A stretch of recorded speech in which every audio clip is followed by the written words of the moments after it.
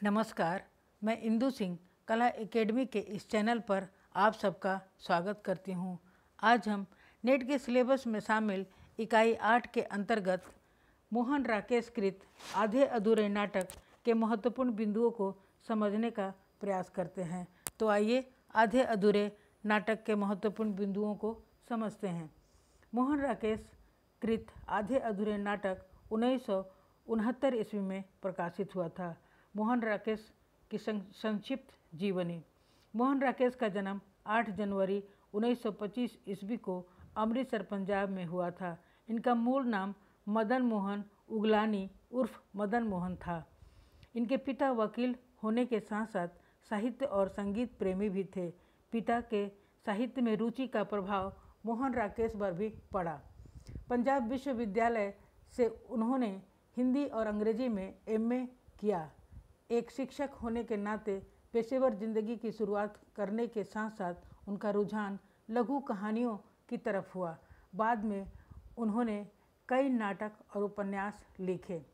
अनेक वर्षों तक दिल्ली, जालंधर, शिमला और मुंबई में अध्यापन का कार्य करते रहे। साहित्यिक अभिरुचि के कारण उनका मन अध्यापन कार्य में नहीं लगा। उन्होंने सारिका पत्रिका का संपादन किया। इस कार्य से भी लेखन में बाधा उत्पन्न होने के कारण इससे भी अलग हो गए। जीवन के अंत समय तक स्वतंत्र लेखन ही इनका जीविकोपार्जन का साधन रहा। मोहन राकेश नई कहानी आंदोलन के सशक्त हस्ताक्षर थे। मोहन राकेश के महत्वपूर्ण नाटक आषाढ़ का एक दिन 1958 ईस्वी, यह ऐतिहासिक नाटक है।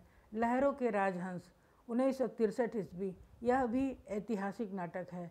आधे अधूरे 1969 ईस्वी, यह पारिवारिक नाटक है। पैरों तले की जमीन, यह अस्तित्ववादी अधूरा नाटक है। इसे कमलेश्वर ने 1975 ईस्वी में पूरा किया। आधे अधूरे नाटक का मुख्य बिंदु। आधे अधूरे नाटक 1969 में प्रकाशित हुआ था। आधे अधूरे नाटक का पहली बार ओम शिवपुरी के निर्देशन में देशांतर द्वारा दिल्ली में फरवरी 1969 ईस्वी में मंचन हुआ था। यह नाटक धर्मयुग साप्ताहिक पत्रिका 1969 ईस्वी के 3 और 4 अंकों में प्रकाशित हुआ था। यह मध्यवर्गीय पारिवारिक जीवन पर आधारित समस्या प्रधान नाटक है। यह पूर्णता की तलाश का नाटक है। इस नाटक को मील का पत्थर भी कहा जाता है। रंगमंच की दृष्टि से आधे अधूरे नाटक को प्रयोगशील नाटक कहा जाता है। इस नाटक की सबसे बड़ी विशेषता यह है कि एक ही पुरुष 4 पुरुषों की भूमिका मात्र वस्त्र परिवर्तन के आधार पर करता है। पुरुष 1 महेंद्रनाथ, पुरुष 2 सिंघानिया, पुरुष 3 जगमोहन, पुरुष 4 जुनेजा के रूप में चित्रित हैं। आधे अधूरे नाटक का उद्देश्य। आधे अधूरे नाटक के माध्यम से मोहन राकेश ने महानगरों में रहने वाले मध्यवर्गीय जीवन की विसंगतियों एवं विडंबनाओं का चित्रण किया है। भूमंडलीकरण के इस दौर में मध्यवर्गीय परिवार के टूटते बिखरते रिश्ते, उनका अधूरापन, कुंठा, घुटन इत्यादि को मोहन राकेश ने सावित्री और महेंद्रनाथ के परिवार के माध्यम से सफलतापूर्वक अभिव्यक्त किया है। आधे अधूरे नाटक में पारिवारिक विघटन, स्त्री पुरुष संबंध, स्त्री जीवन की त्रासदी आदि का प्रभावपूर्ण चित्रण हुआ है। आधे अधूरे नाटक का पात्र। पुरुष पात्र। पुरुष 1 महेंद्रनाथ, यह नाटक का नायक और केंद्रीय पात्र है। सावित्री का पति, उम्र 49 वर्ष, अशोक, बिन्नी और किन्नी का पिता, जुनेजा का मित्र। यह बेरोजगार व्यक्ति है। पत्नी की कमाई पर अपना जीवन यापन करता है। हीनता के ग्रंथि से ग्रसित व्यक्ति है। यह जुनेजा के व्यापार में धोखा खाया हुआ है। पुरुष 2 सिंघानिया, बंद गले का कोट, सावित्री का बॉस, चीफ कमिश्नर है, 5000 पाने वाला है, अव्यवस्थित हृदय वाला है। अशोक की दृष्टि में सिंघानिया चुकंदर है। अशोक की नौकरी के लिए सावित्री इसे अपने घर पर आमंत्रित करती है। पुरुष 3 जगमोहन, हाई नेक कमीज, जगमोहन सावित्री का पूर्व प्रेमी है। न्यू इंडिया में अधिकारी सावित्री इसे जोग कहकर संबोधित करती है। सावित्री का यह मानना है कि जगमोहन उसे अच्छी तरह समझता है। पुरुष 4 जुनेजा, लंबा कोट। जुनेजा महेंद्रनाथ का मित्र है। सावित्री के जीवन में आने वाला जुनेजा पहला शख्स है। महेंद्रनाथ की स्थिति के लिए सावित्री को जिम्मेदार ठहराता है। सावित्री को दुराचारिणी बताता है। अशोक, मनोज, शिवजीत नाटक के पात्र हैं। स्त्री पात्र सावित्री नाटक की नायिका, महेंद्रनाथ की पत्नी, उम्र 40 वर्ष है। अशोक बिन्नी किन्नी की माता। जुनेजा सिंघानिया, जगमोहन आदि पुरुषों से संबंध रखने वाली, कुंठित और सबसे कलह करने वाली है। बिन्नी सावित्री की बड़ी बेटी, उम्र 20 वर्ष है। अशोक सावित्री और महेंद्र नाथ का बेटा। किन्नी सावित्री की छोटी बेटी, उम्र 12-13 वर्ष। मनोज बिन्नी का पति, मात्र संवादों में उल्लेखनीय है।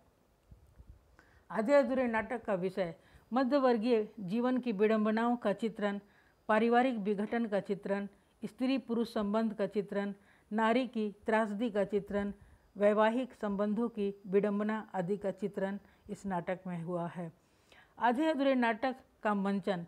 इस नाटक का पहला मंचन दिल्ली में हुआ था। इस नाटक का खुला मंचन मुक्ता काशी त्रिवेणी में हुआ था। आधे अधूरे का प्रकाशन धर्मयुग पत्रिका में हुआ था। आधे अधूरे नाटक के संदर्भ में आलोचकों के मत।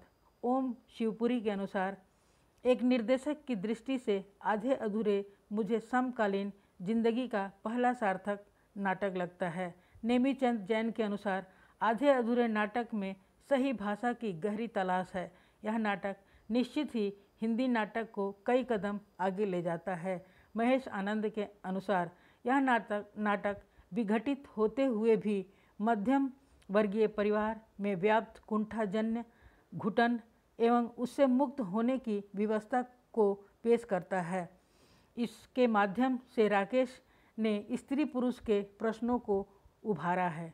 डॉक्टर नर नारायण आधे अधूरे नाटक का तारीफ करते हुए कहते हैं कि मोहन राकेश ने सन्नाटे में तार तार बिखेर डाले हैं।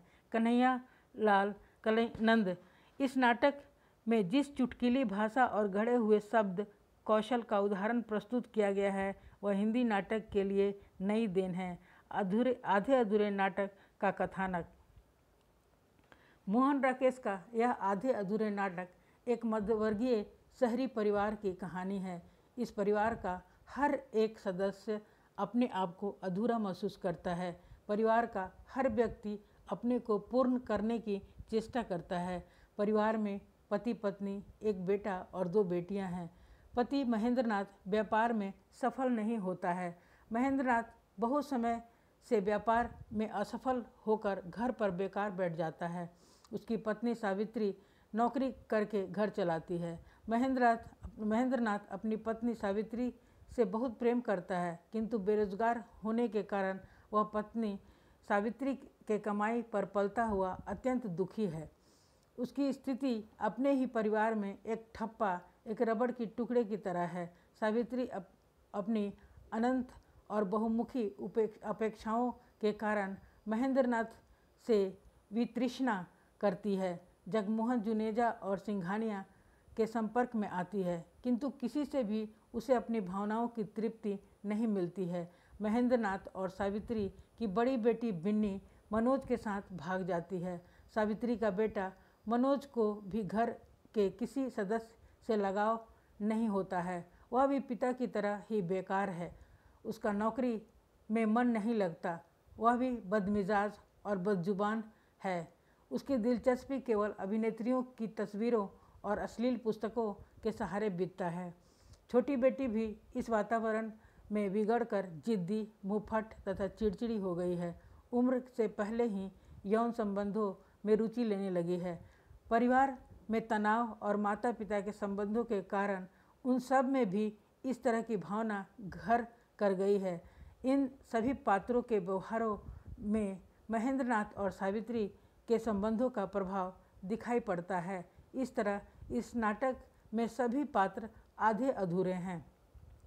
निष्कर्षतः हम कह सकते हैं कि मोहन राकेश एक ऐसे नाटककार थे जिन्होंने जीवन के यथार्थ को अपनी लेखनी के माध्यम से अभिव्यक्त करने का प्रयास किया है। आधे अधूरे नाटक उसी प्रयास की एक सार्थक कड़ी है। महानगरों में रहने वाले आर्थिक अभाव के साथ कई तरह के संघर्षों को झेलने वाले मध्यवर्गीय परिवार के जीवन की त्रासदी का इस नाटक में सजीव चित्रण है। अतः इससे स्पष्ट होता है कि यह नाटक संवेदना और शिल्प दोनों धरातलों पर आधुनिक हिंदी नाट्य की एक सफल रचना है। धन्यवाद। अगले वीडियो में हम दूसरे नाटक को लेकर आएंगे। आपने इसे सुना, देखा, इसके लिए मैं बहुत बहुत धन्यवाद करती हूँ। धन्यवाद।